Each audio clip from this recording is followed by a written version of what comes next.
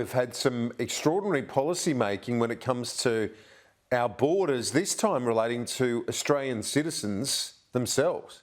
Yeah, this extraordinary move by the Australian government to impose potential jail penalties of up to 5 years if people come from India through a third port without spending 14 days in a third country.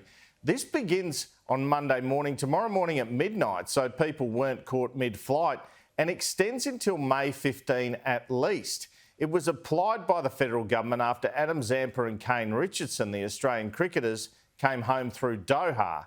In terms of state leaders putting pressure on Indian arrivals, there's no doubt that WA Premier Mark McGowan has been a key driver. This is the key line in Health Minister Greg Hunt's press statement released late Friday night. It says, failure to comply with an emergency determination under the Biosecurity Act 2015 may incur a civil penalty of 300 penalty units, 5 years imprisonment or both.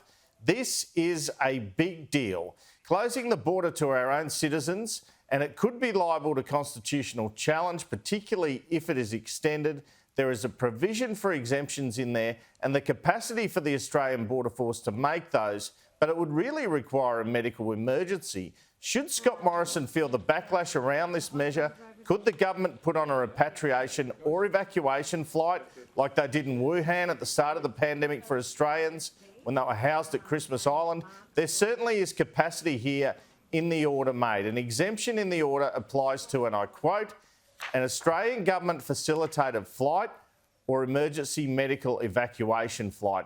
The opposition is expected to support the India ban this week, knowing how popular this is to the majority of the Australian public who do not want virus cases. Should say overnight, Kieran, a government official sent me the news that the US is putting a travel ban in place, but they are still allowing their citizens back.